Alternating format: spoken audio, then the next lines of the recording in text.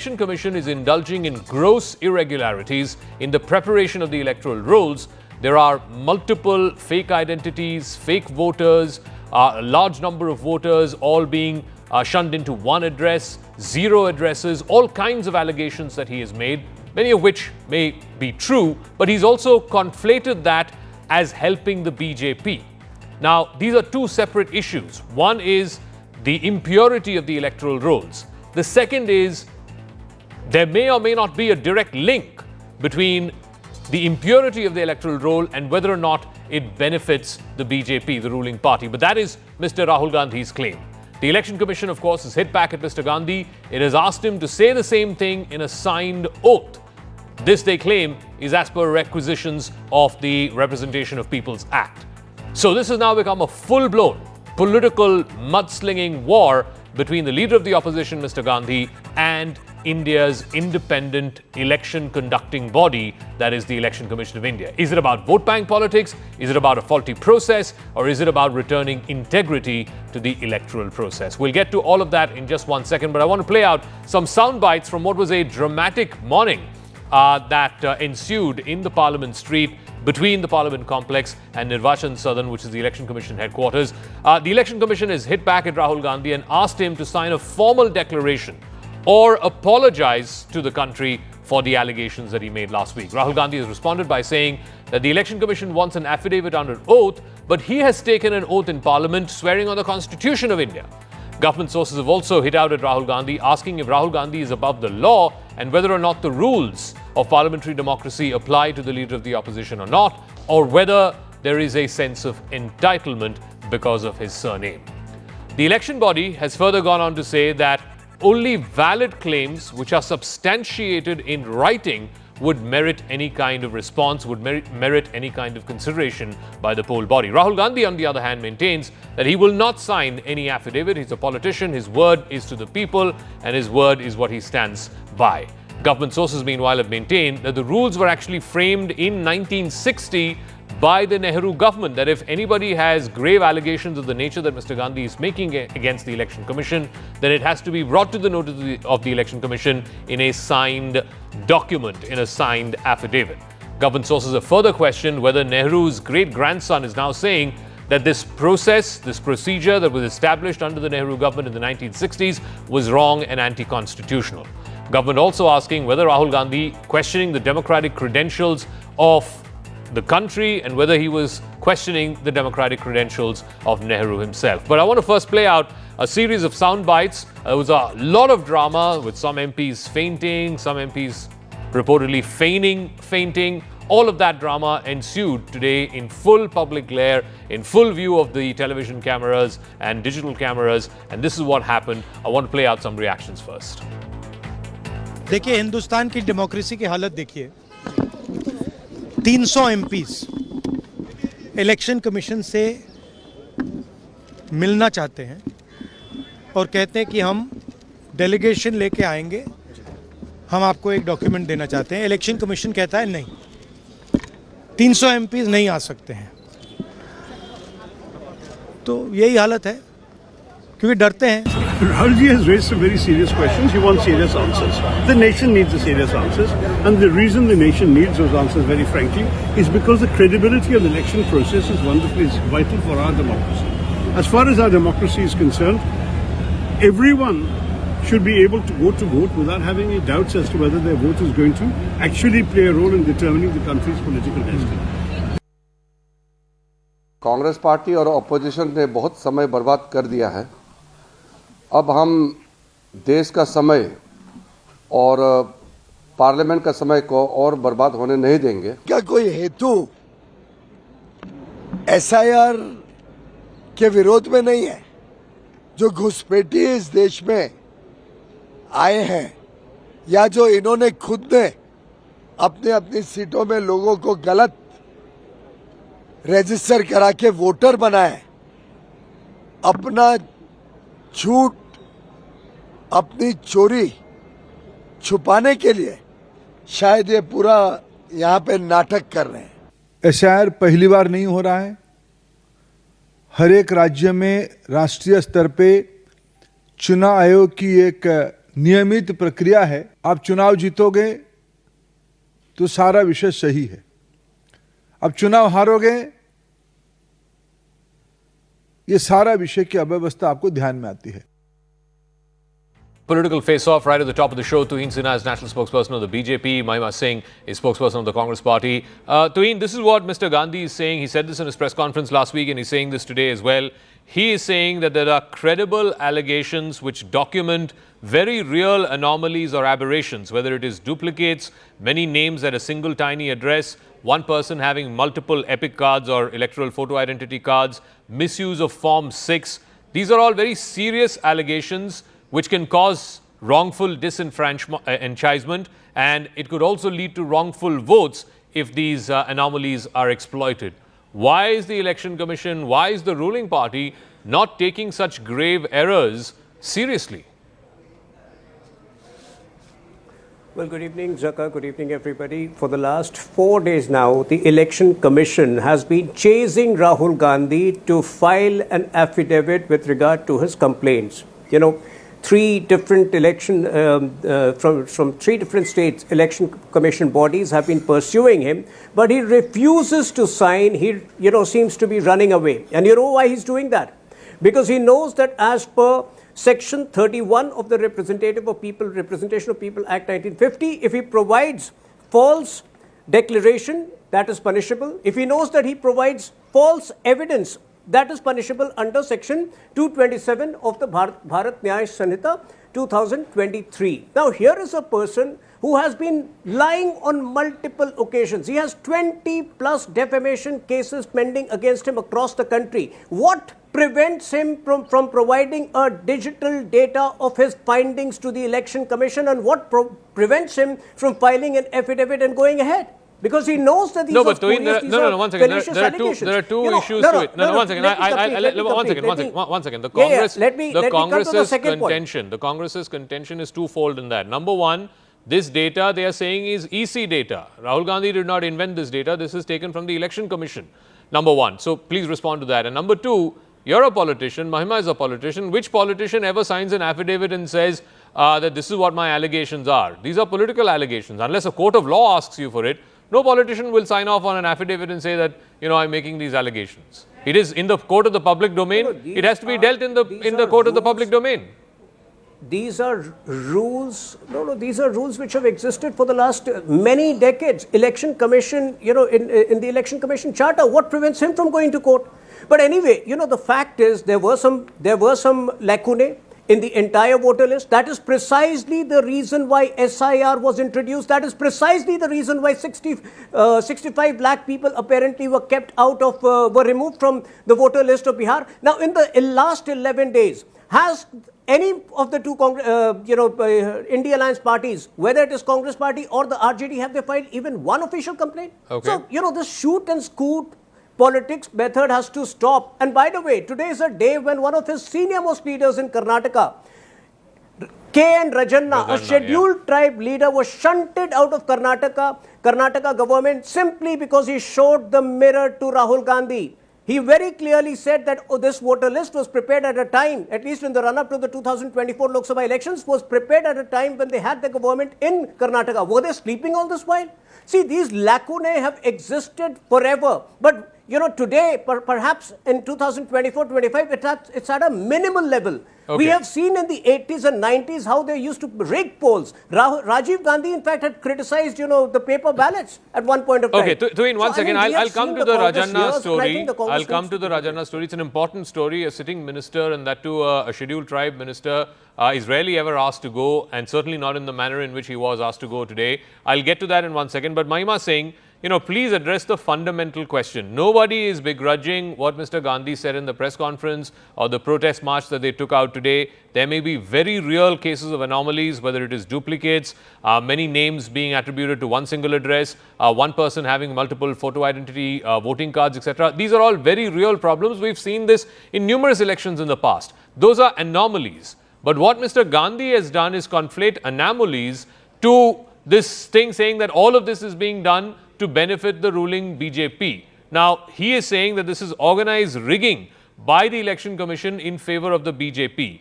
Rigging requires proof of intent, coordination, conspiracy, systematic alteration, and all of those elements have to be publicly demonstrated, as in there has to be public proof of that, none of which Mr. Gandhi has provided. Jai Hind. Zaka, first of all, I want to start by showing this tweet from our revered Prime Minister Shri Narendra Modi, which is dated 8 May 14. And since it would be difficult to read from the screen, I'll send it to your coordinator. Let me just read it out. It's a brief one. It is unfortunate that Election Commission is not concerned about the institution's neutrality. And that is why our कार्यकर्ताs have to embark on a satyagraha. This is from 8 May 2014. और इसीलिए आज हम भाजपा से और चुनाव आयोग से शहजाद अहमद के अंदाज में पहले तो ये पूछना चाहते हैं कि सफरे शौक में क्यों कांपते हैं पांव तेरे, आंख रखता है तो फिर आंख चुराता क्यों है.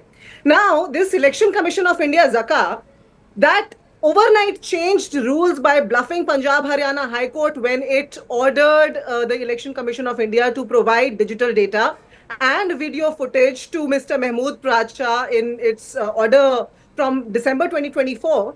That Election Commission of India that bluffs the courts of law in this country dares ask an affidavit from the leader of opposition in this country. What we saw today, Zaka, was 63% of India shackled. Today we saw 63% of India not being allowed to walk to a constitutional body, that is Election Commission of India. What we saw today was the majority of India's voice muzzled before, before it could reach the course of justice. And it will not be allowed to happen anymore because, it's brewing. The movement is fermenting. You are asking me without providing proof, or you're alleging that we have not provided considerable substantial proof.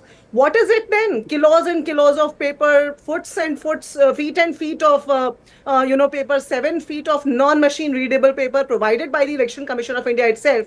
Well, Election Commission of India has that data in digital format, doesn't it, Zaka? Okay. So, why leave it to the opposition? Why leave it to the people? The Election Commission of India wants to take away all the data from us and wants to confine it to its own four walls. Then why doesn't it itself... No, ma'am, the issue is not that. The issue is there have been anomalies in the electoral rolls when BJP was in power and when Congress was in power. No electoral roll is 100% copy-proof. The point is conflating an anomaly to saying that that is actually proof of conspiracy, that Election Commission is doing the BJP's bidding or rigging the elections to favor the BJP.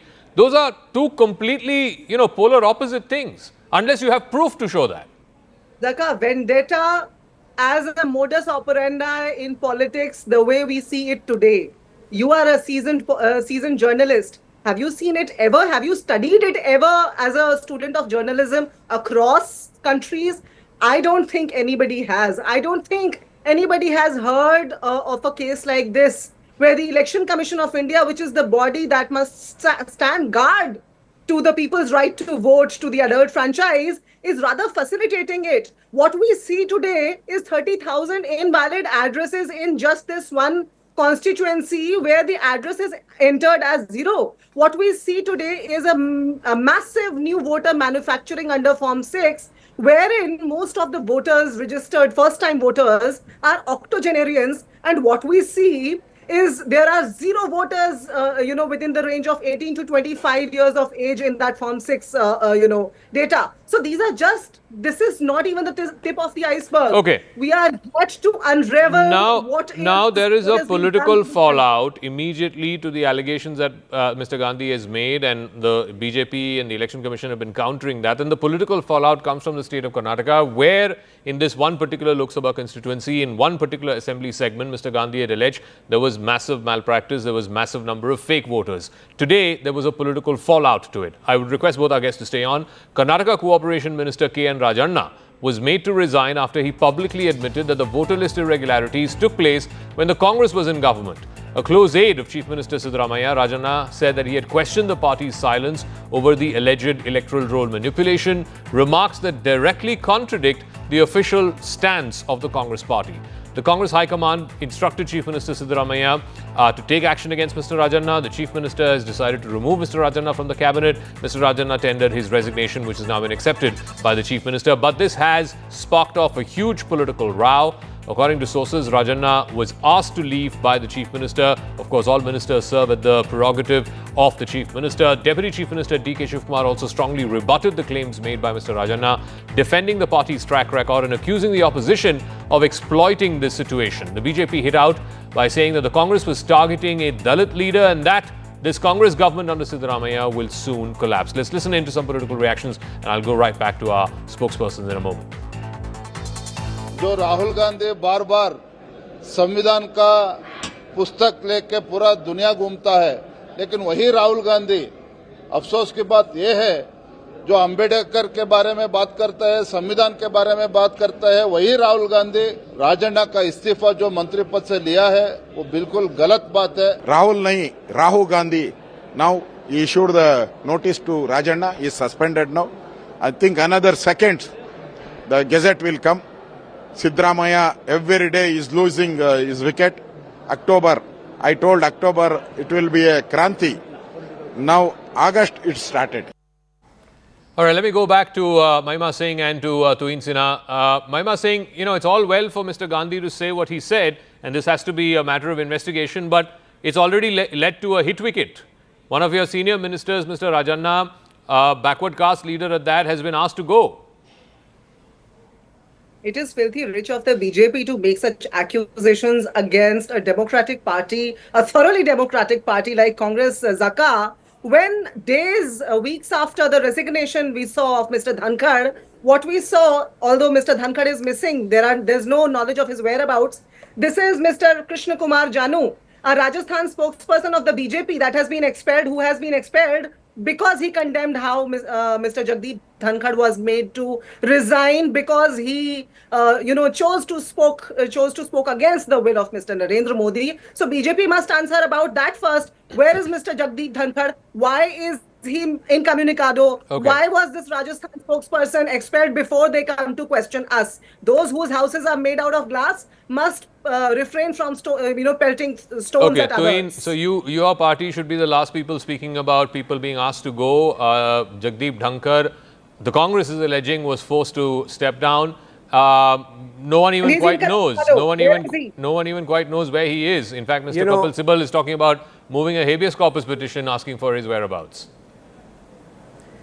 You know, across history, when it comes to backward class leaders, the Congress party especially has been so vindictive against backward class leaders who have chosen place on barge and have that basic courtesy. I don't need to teach you courtesies on every show. Congress spokespersons need to behave themselves. You know, across history, those backward class leaders those backward class leaders who have preferred to be loyal to the country rather than to a family, whether it was B.R. Ambedkar, whether it was Babu Jagjeevan Ram, or whether it is K.N. Rajanna today, all of them have been punished for simply showing the mirror to the family. What did K.N. Rajanna say which was so wrong? He simply said the truth. Isn't your government in Karnataka from June 2023? Wasn't the electoral rolls provided under, when your government was in place?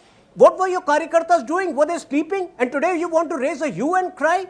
Let me put this on record, Zakka, that the Election Commission this morning had made it very clear. They wanted to have a serious discussion. They wanted 30 people from the opposition side because they wanted to discuss serious issues. They didn't want the opposition to create a tamasha over there and intimidate the IEC officials. These people went, 300 people went, and they expected to have a serious discussion over there. Stop! Taking the country for a ride. Okay. If this is the way you behave from the consolation prize of 99 seats, you will go back to 44 seats the way you were in 2014. Where is the former Vice President of India? He's on a holiday.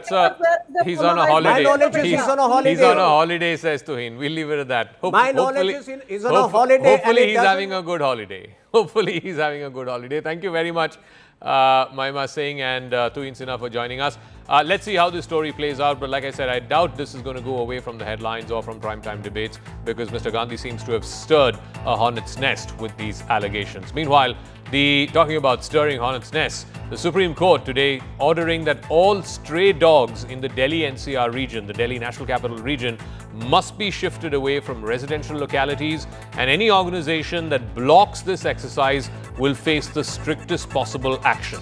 The top court's significant order comes amid rise in cases of dog bites, particularly in Delhi, and that has even led to, in some cases, instances of death because of rabies. The court has noted in its order that the situation is grim and that immediate steps need to be taken. So in the next 8 weeks, all stray dogs in Delhi have to be moved out to shelter homes. The Supreme Court has said that NCT Delhi, MCD, the NDMC, these are all municipal corporations in the National Capital Region, they will have to start picking up stray dogs from all localities and more particularly from vulnerable areas. How they're going to do it is for the authorities to look into, and they'll have to create a force. They will have to do it at the earliest. They have 8 weeks' time to go ahead and remove all strays from the streets of the national capital. However, this should be the first and foremost exercise to making all localities free of stray dogs. The court has also said that there should be no compromise in undertaking this exercise. The order, though, added what is important and without which the entire exercise would go futile is that not a single stray dog should be released, and if we know that this has happened, then the court has threatened to take severe action against the municipal corporation. देखिए, ये बात सच है। दिल्ली की जनता वर्षों से इस विषय पे परेशान है। इसमें माननीय कोर्ट ने जो आदेश दिया है वो भी हमारे लिए बहुत महत्वपूर्ण है। हमारा एक ही ध्येय है, दिल्ली की जनता को राहत देना, और दिल्ली की जनता को बड़ा लाभ हम लगातार देने वाले हैं। बेसहारा पशुओं के कल्याण के लिए हम लोग संकल्पित हैं, और आज का सुप्रीम कोर्ट का जो निर्णय है ये हमारे रास्ते में जो थोड़ी बहुत बाधाएं, कानूनी अड़चनें आ रही थी, उनको दूर करने का काम करेगा। पिछले कई सालों में दिल्ली की सरकार ने इस विषय को ध्यान से ही नहीं देखा, और आज एक ये गंभीर समस्या बन चुका है। हम सुप्रीम कोर्ट के इस निर्णय को समयबद्ध तरीके से दया, करुणा और मानवता की भावना को साथ में रखते हुए इस निर्णय को लागू करेंगे। आज हमने कोर्ट को ये कहते हुए सुना कि we don't care about the law, कि लॉ जो भी हो हम तो यही कराएंगे कि एकदम से सबको कुत्तों को हटाकर बंद कर दिया जाए। यहाँ तक कि खुद के अपॉइंट किए हुए अमाइकस ने जब कहा कि ऐसे कुत्ते पकड़ने वालों को ट्रेनिंग की आवश्यकता होगी, तो उन्होंने कहा कि इस सब की कोई आवश्यकता नहीं है, सीधे बस कुत्तों को राउंड अप करके बंद किया जाए। मस्खरी और मजाक का मूड के साथ जो बेंच ने 10 लाख जीवों के भविष्य का इस तरह से ऑर्डर दिया है, ये एक बहुत ही दुखदायी बात है। Roll. In a move that could stir up the animal rights activists in the national capital, the Supreme Court today directed very clearly that the stray dogs should be picked up and should be relocated into shelter homes, and that is a direction that is coming from a bench headed by Justice T. Pardiwala and Justice R. Mahadevan.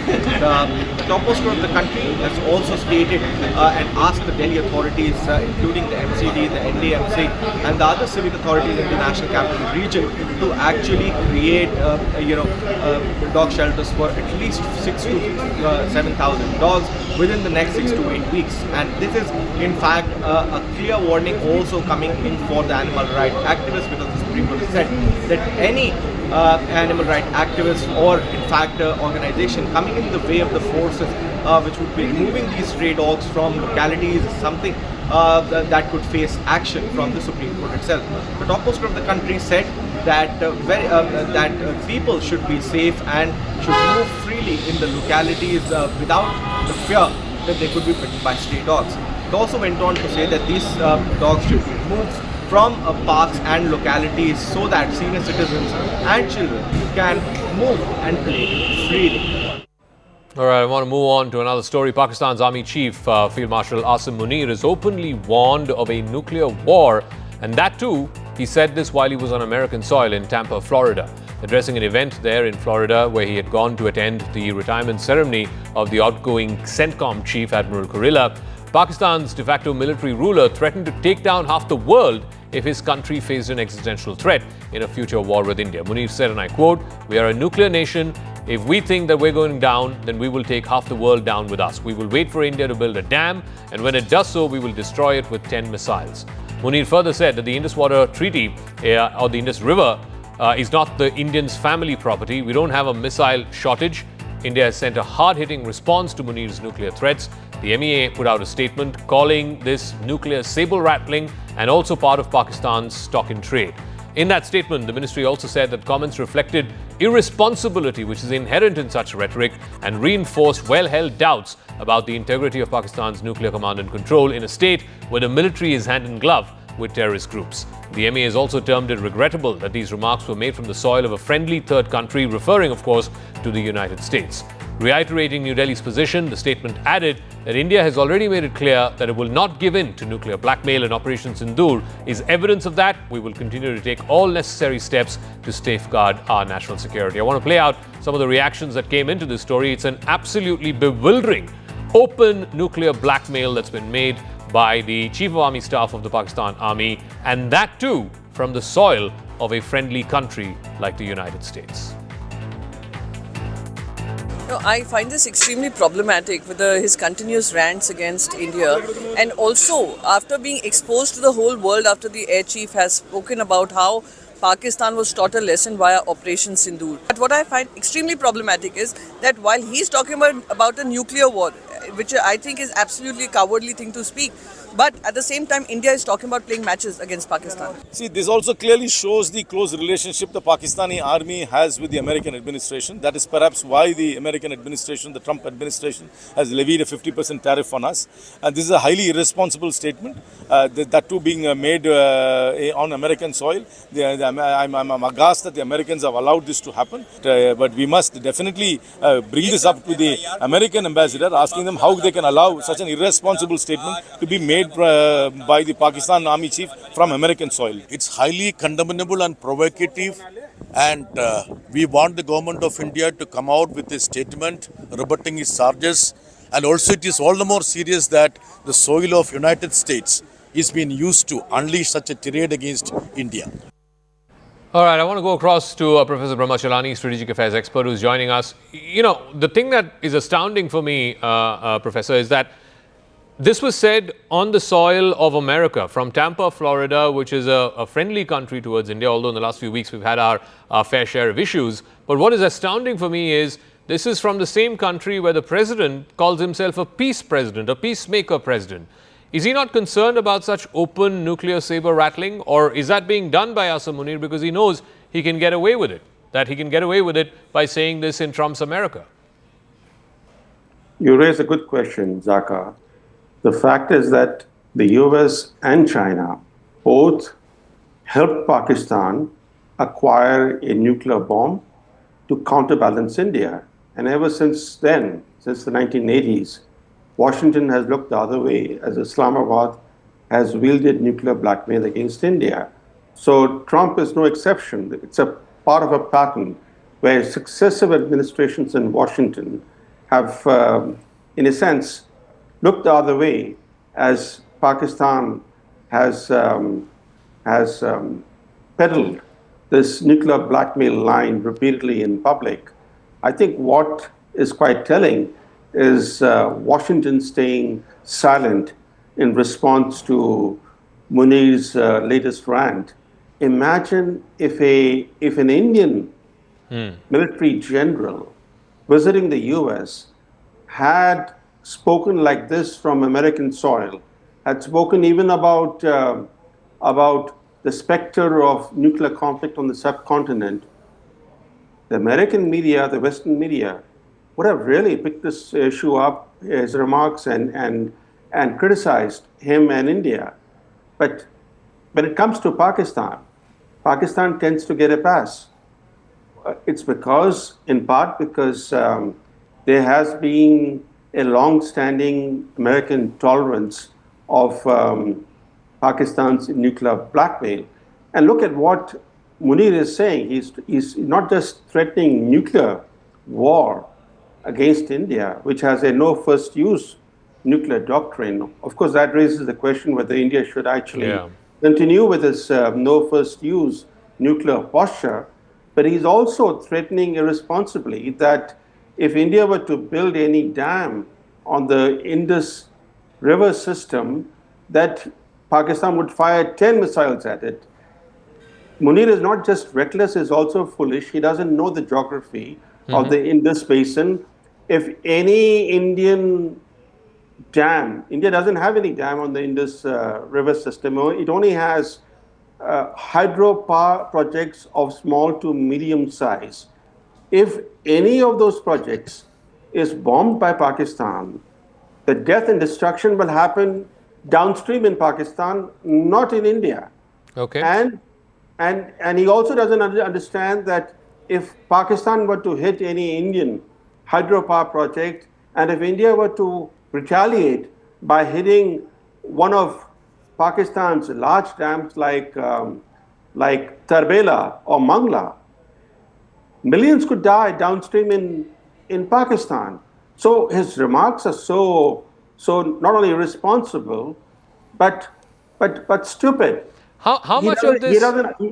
How much of this nuclear bluster also flies in the face of what we saw recently in Operation Sindoor? Because one of the standout achievements, if you will, of Operation Sindoor was to call out this nuclear blackmail, to show to Pakistan and to the rest of the world that there are a range of options which are sub-nuclear.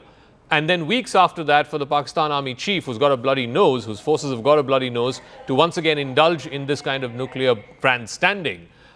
Is that sort of betraying a sense of what happened just a few weeks ago? It certainly does betray. In fact, it's an attempt to recoup from the humiliation of India's military operation when India hit all the vital air bases of Pakistan.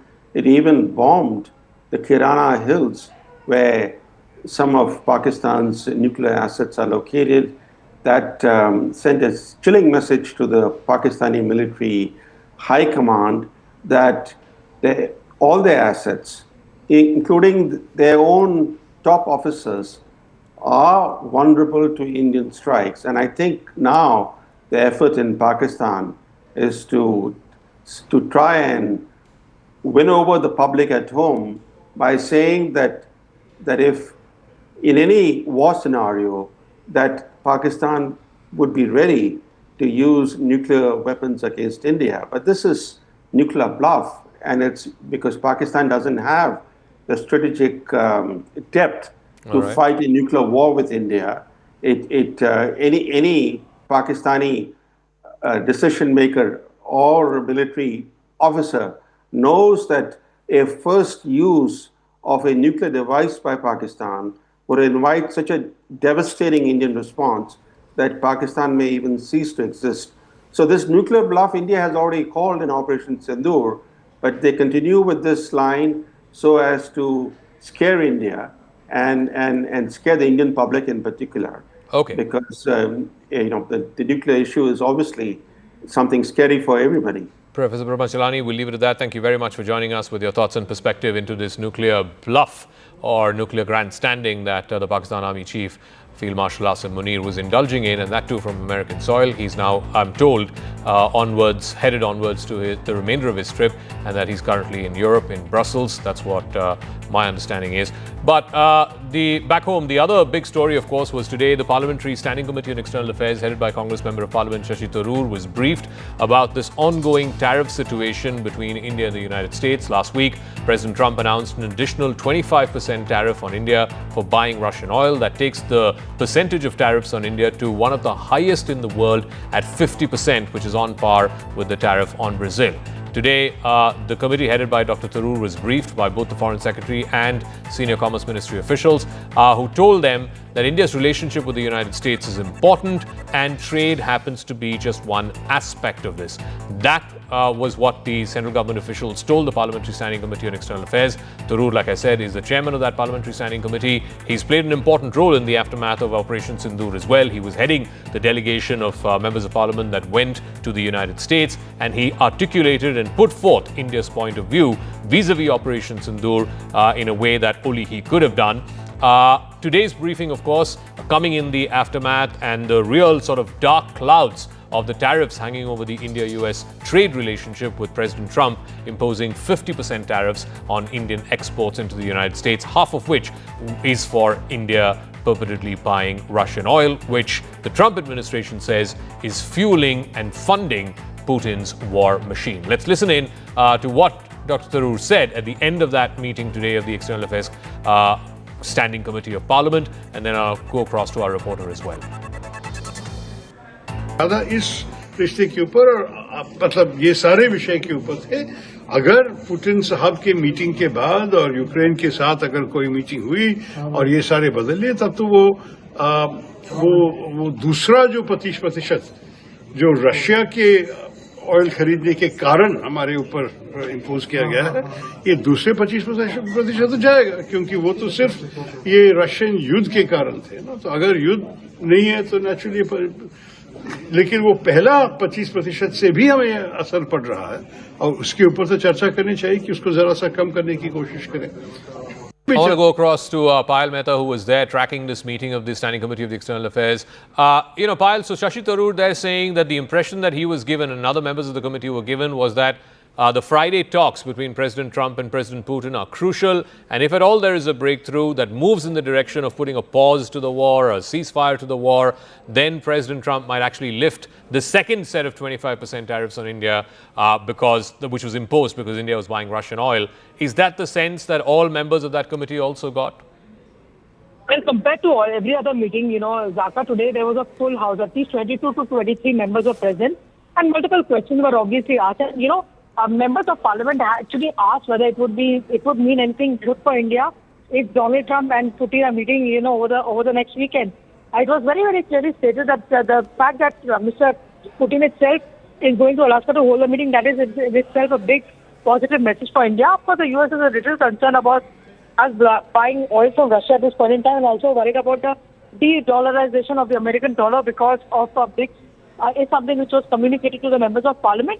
Many more details were conveyed to the parliament, but it was very importantly said that things are very much on track. We are doing that. The deal is not over. Negotiations are scheduled to come, towards the end of this month, and India will keep India and Indians' interests first. So there are certain red lines that nobody will cross, and India has made it very, very clear to everyone, saying that dairy, farming, and of course fisheries are something which are non-negotiable as far as India is concerned. All right, Payal, we'll leave it at that. Thank you very much. Payal Mehta has been tracking the meeting of the External Affairs Parliamentary Standing Committee, which was briefed today by the Foreign Secretary and by senior Commerce Ministry officials. But the crux of the matter, of course, boils down to President Trump and his shock announcement last week that India will now be tariffed at 50%, that is a base tariff of 25%, and then an additional 25% for importing Russian oil, which will kick in about 20 days' time. This is, of course, punishment for buying Russian oil, which the Trump administration claims is fueling and funding Putin's war machine. Will this tariff fight destroy what has been 25 years of a US-India strategic friendship? CNN's Fareed Zakaria spoke to renowned Indian journalist Barkha Dutt for her take. Just months ago, Donald Trump and India's Prime Minister Narendra Modi were sharing bear hugs and lavishing each other with praise. Now their two nations are embroiled in a bitter tariff fight. This week, Trump announced that India's new base tariff rate of 25% would go up to a whopping 50% later this month due to India's continuing capacity to buy Russia's oil. This is America's highest tariff rate globally. The move threatens to upend decades of strategic diplomacy and friendship between the two nations. Joining me now to discuss all this is the great Indian journalist Barkha Dutt. Barkha, explain to us, what is the perception and the reaction in India to what really is a kind of upending of this relationship? Hi, Fareed. Thanks for having me. I think there's a near unanimity in India that Donald Trump has been incendiary, he has been infantile, and he has been inane. Nobody in India believes that this has anything to do with a dispute or a disagreement over trade. Nobody believes that this is really about India's purchase of Russian oil. In fact, India has pointed out repeatedly to the hypocrisy by the United States, by the Trump administration on this issue. The numbers speak for themselves. $3.5 billion trade value between the United States and Russia in 2024 alone. Millions of value in imports of fertilizers and uranium. And when Trump is asked about this hypocrisy, he shrugs his shoulders and says, I don't know. I think, we all remember our time in school, and at the sandpit there would be a typical bully who would come and rough up those smaller than him. Donald Trump is exactly that. He is perceived in India to be the schoolyard bully in the sandpit of global diplomacy. And I think that's how Indians perceive him. And above all, I think what I really want your audience to understand is that for every Indian, this is not about a disagreement on trade. This is about sovereignty. This is about the right of India as an independent, strong, democratic nation to determine our own foreign policy and not be hectored to by Donald Trump. And a lot will actually depend on the talks that are scheduled between Russian President Vladimir Putin and US President Donald Trump that are being held later this week, in fact on Friday, in Alaska. The meeting aims to negotiate an end to the 3-year-long war in Ukraine. Economists say that the talks are already a win for Putin. The Russian economy has been limping along for the last 3 years, and Putin desperately needs his economy to revive, and that can only happen if the sanctions are lifted. But if Putin agrees to a ceasefire, which is what Trump wants him to do, then Trump gets huge bragging rights. That's exactly what he wants Putin to do and has been goading Putin to do over the last few weeks. But Putin has been reluctant to announce that because he thinks he can win much more on the ground, that he's winning the war on the battlefield in Ukraine. I've delved a little deeper into what is at stake for all three parties involved, the United States, Russia, and of course Ukraine, where we still don't have clarity up until now whether or not Ukrainian President Volodymyr Zelensky will be part of this meeting or a subsequent meeting where all three leaders of the US, Russia, and Ukraine will sit together across the table.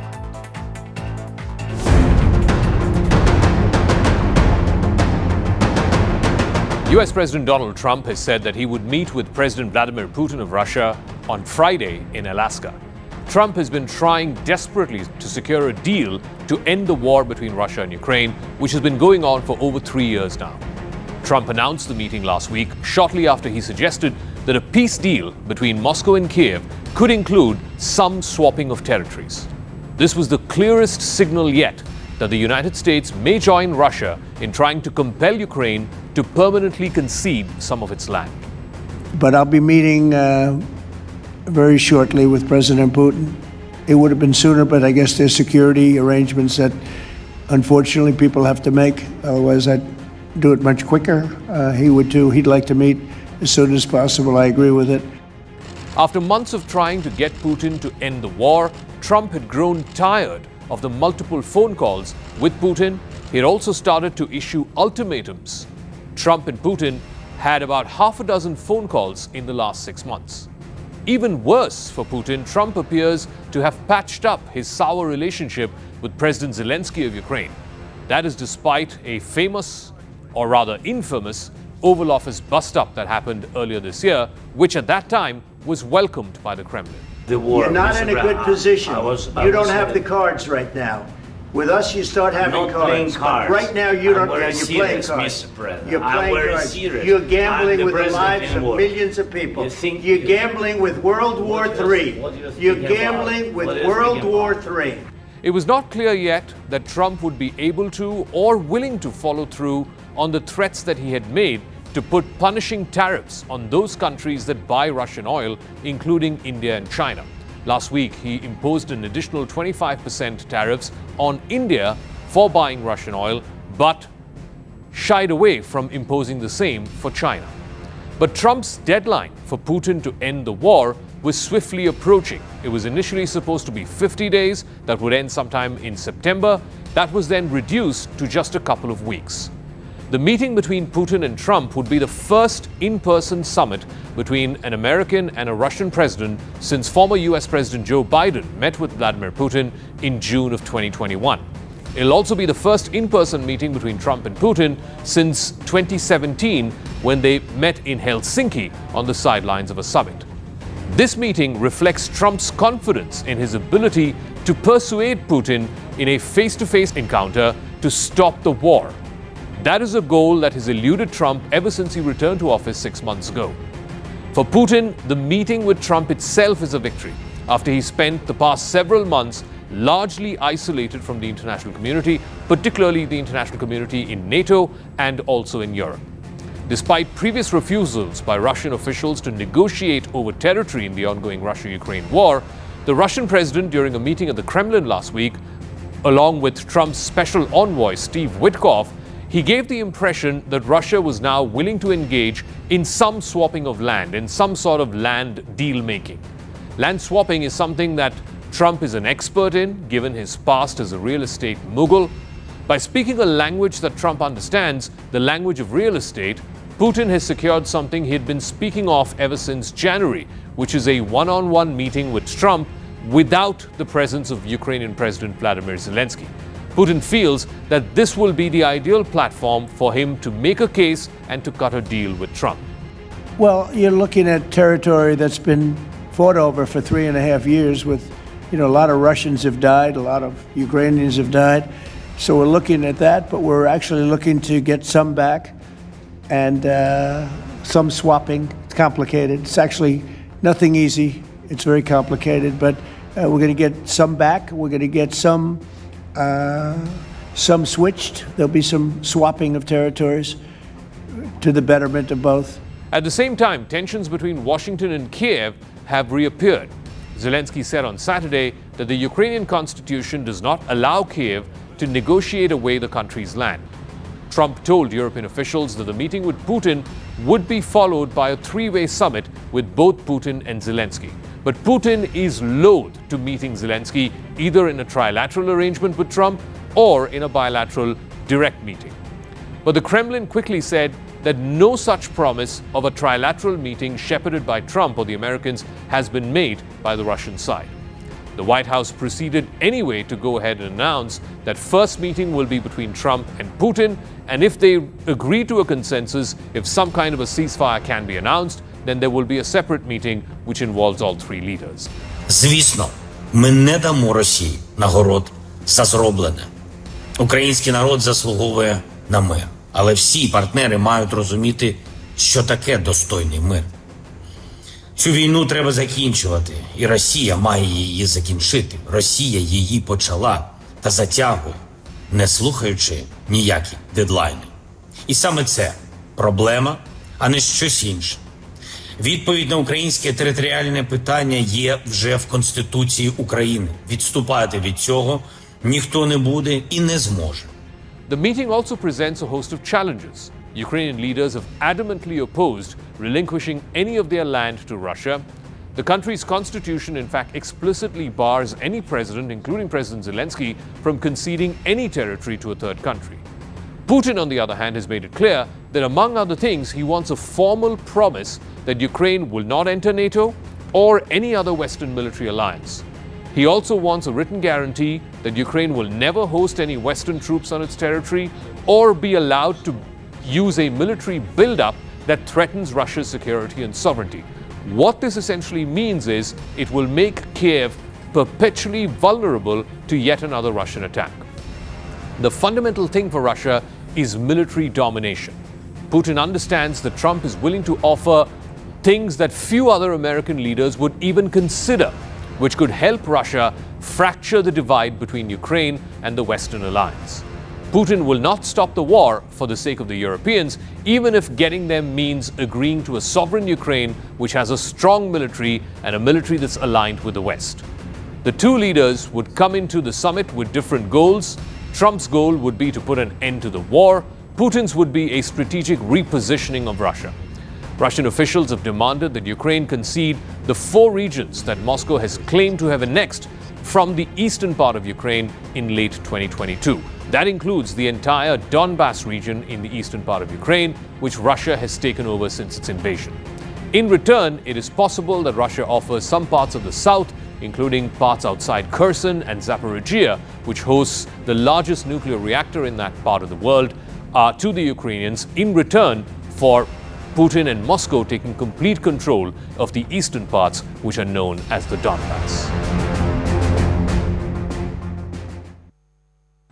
All right, so the big meeting between Presidents Donald Trump of the United States and Vladimir Putin of Russia expected to happen in Alaska on Friday. There's a lot riding on this meeting, most notably whether there will be some kind of a temporary, if not permanent, pause to the fighting in Ukraine that's been going on for over 3 years. Now, Julia Benbrook is CNN White House correspondent. She's now joining us live. Julia, first things first. So this has been a while coming. Both sides had been playing hard to get, and finally President Trump announcing that he will be meeting his Russian counterpart this Friday in Alaska. What's riding on this meeting, particularly from Trump's point of view? What does he expect to come out from this meeting? And why has Putin agreed to do this meeting in Alaska, something he was not particularly keen on doing over these last few months particularly? Well, there are a lot of details still being finalized. In fact, American officials are rushing to finalize details ahead of the Friday summit between United States President Donald Trump and Russian President Vladimir Putin. That summit is just days away, but there are several logistical and geopolitical issues still unsettled. Now, when Trump announced this meeting, he said that the highly anticipated sit-down would take place on Friday, August 15th in Alaska, and that more details would be coming soon. As of Monday morning, there has still not been a specific venue announced, and officials are working to clarify the specific details of this scheduled discussion. Now, Trump is hoping to make significant progress when it comes to ending the war in Ukraine. Of course, that is something that he repeatedly said on the campaign trail. He was going to help end the war in Ukraine on day one of his second term. That has not happened yet. And in recent months, he has expressed frustration with Putin when it comes to how the peace negotiations are playing out. In recent days, though, leading up to this summit, he's had a bit more optimistic tone about what a peace agreement could look like. Now, Trump suggested that a potential peace deal could include some swapping of territories. That is something Ukrainian President Volodymyr Zelensky has said is a red line. He has strongly denied that there will be any formal exchange of territories. Zelensky said in a statement that he is also ready to work together with President Trump, but vowed his people will not give up their land to the occupier. I also want to know, what is the status of President Zelensky and his participation in this meeting? There's been sort of conflicting reports that's been coming. He has indicated he would like to be part of this meeting. Some European countries and heads of state have also indicated that you can't decide the fate of Ukrainians without Ukrainian participation in these talks. President Trump has not particularly been committal to whether there will be a three-way meeting between the three presidents. What are you hearing? What's the latest on whether or not President Zelensky will also get a foot in the door, if you will? And that's one of those details that a lot of eyes will be on to see how successful this summit could be. Zelensky was not mentioned in the announcement of this sit-down, but the White House has not fully ruled out the possibility of him making an appearance during these meetings in Alaska. They have said, though, that their priority here was a one-on-one meeting between Trump and Putin. Now, after the announcement that Trump made that this meeting would be taking place, I want to read you part of what Zelensky said in a statement. He said that any decisions that are against us, any decisions that are without Ukraine, are also decisions against peace. Ukrainian officials had said that Zelensky is prepared to travel in if he is invited to that meeting, but they've also addressed that a lot of that hinges on how these interactions between Trump and Putin go. All right, Julia Benbrook, live for us today from the White House. Thank you very much for joining us and putting that into perspective for our viewers.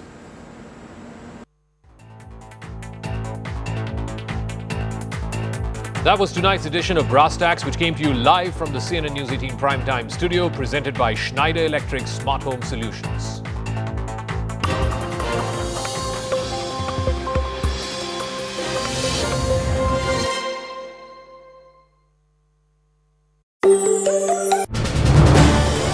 This is News 18 Network.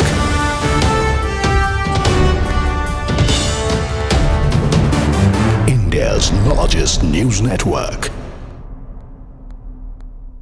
Electoral roll without due notice and a reasoned order. Rahul Gandhi has launched a fresh attack on the Election Commission, alleging that 300 opposition MPs were blocked from meeting the poll body, calling it a fight for the constitution and the principle of one man, one vote. In retaliation, the BJP has dared Rahul Gandhi to provide evidence of fake electors. BJP's Kiran Rijiju has accused the Congress of lying repeatedly. Congress party और opposition ने बहुत समय बर्बाद कर दिया है। अब हम देश का समय और पार्लियामेंट का समय को और बर्बाद होने नहीं देंगे। सरकार महत्वपूर्ण बिल को पारित करना चाहते हैं। आज हम इम्पोर्टेंट बिल्स दोनों लोकसभा राज्यसभा में हम पारित करेंगे। एक आदमी का नासमझ और एक परिवार का वजह से देश इतना नुकसान नहीं झेल सकता है। पार्लियामेंट को रैंसम में नहीं रख सकता है। ऑपोजिशन के भी कई एमपीज ने आकर के बताया कि वो मजबूर है, उनका नेता ज़बरदस्ती हंगामा करने देते हैं। रोज रोज एक मुद्दे को लेकर के पार्लियामेंट का समय बर्बाद करना, ये हम लोग इस तरीके के जो समय बर्बाद करने के लिए, देश का समय और संसद का समय बर्बाद करने के लिए हम नहीं देंगे।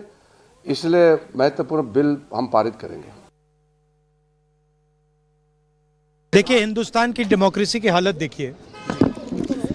300 एमपीज इलेक्शन कमीशन से मिलना चाहते हैं और कहते हैं कि हम डेलीगेशन लेके आएंगे, हम आपको एक डॉक्यूमेंट देना चाहते हैं। इलेक्शन कमीशन कहता है नहीं, 300 एमपीज नहीं आ सकते हैं।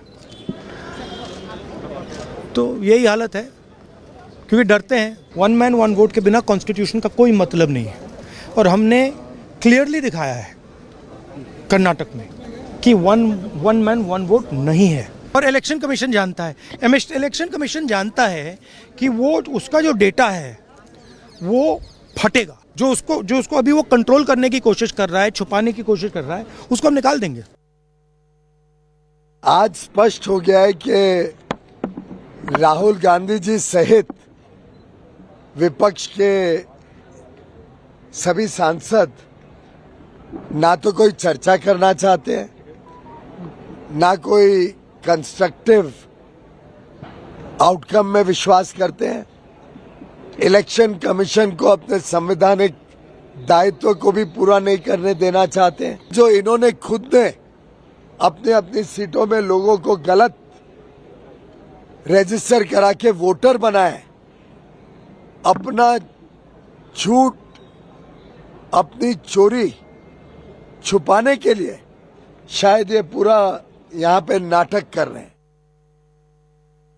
देखिए, मेरा खत कल चुनाव आयोग के लिए सीधा था और स्पष्ट तरीके से मैंने कहा था, लिखा था खत में कि सभी विपक्ष के सांसद शांतिपूर्वक मार्च कर रहे हैं पार्लियामेंट हाउस से लेकर निर्वाचन सदन तक, और सामूहिक तरीके से सारे सांसद इलेक्शन कमीशन को एक दस्तावेज पेश करना चाहते हैं एसआईआर को लेकर। यही हमारी मांग थी। और मैंने कल दोपहर को चुनाव आयोग को ये खत लिखा था। अफसोस की बात है कि चुनाव आयोग, जो अभी चुनाव आयोग बन गया है, उस खत का जवाब नहीं देती है और अभी कहती है कि सिर्फ 30 सांसद आ सकते हैं। हमारी मांग थी कि सारे विपक्ष के सांसद सामूहिक ढंग से उनको एक दस्तावेज पेश करें। अभी हमें यही रोका गया है।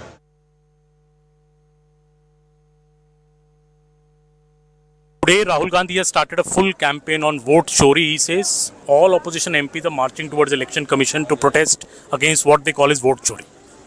Boss, SIR is happening in Bihar, not in Delhi, not in Bengal. In Bihar, have you seen anyone protesting in SIR? Any public outrage?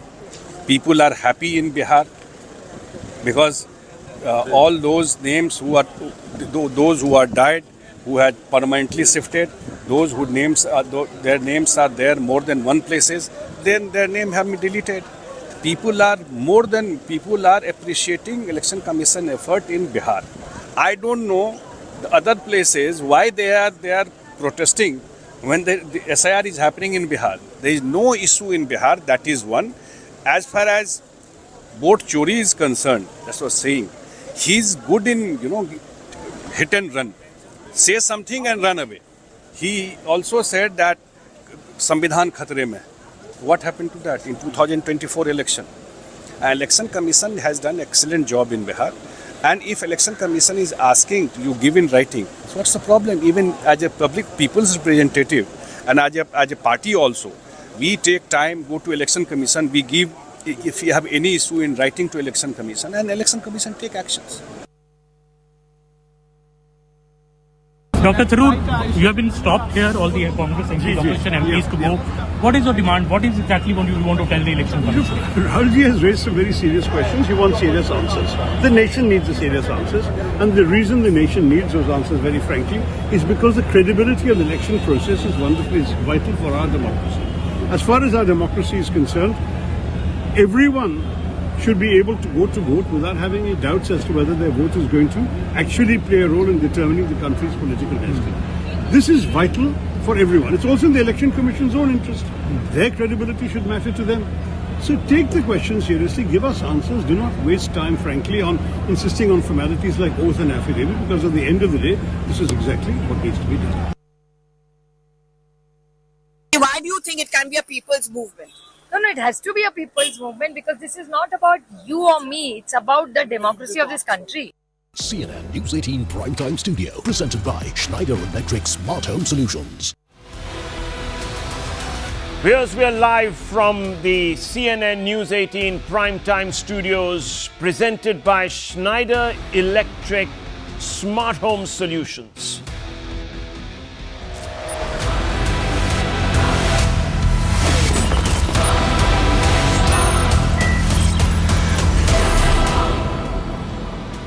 Viewers, rattled by the IF's kill report, Pakistan's Army Chief Field Marshal General Asim Munir has erupted in an extraordinary display of nuclear brinkmanship. Irresponsible, saber-rattling, which suggests that perhaps he has lost his composure. Speaking in the United States barely 3 months after the Indian Air Force revealed it had downed 5 Pakistani fighters and a large aircraft and confirmed it over the weekend during Operation Sindoor, Munir threatened India with a nuclear strike, a melodramatic escalation in South Asia's security calculus. Viewers, if you were to hear his words, they would compare with those of unhinged nihilists like Hitler, Mussolini, viewers, and other such. But the words from this field marshal seem to indicate that he is extremely insecure about the true capacities of the Pakistani Air Force and armed forces, the military, and of course the Navy that he commands. Because viewers, you know that nuclear forces are deterrents. Nuclear material, especially bombs, strategic weapon systems, are deterrents. And those who carry them metaphorically don't need to speak, because viewers, the weapons, the very possession of those weapons do the speaking for them. So any armed forces member who threatens nuclear war, you have to look very, very carefully at where the individual is coming from. Quite clearly, viewers, he needs to amplify propaganda, because the reality is very different. And the reality was exposed by India. Remember, viewers, though the Indian government and the armed forces have denied it, we did target, and now we have enough material.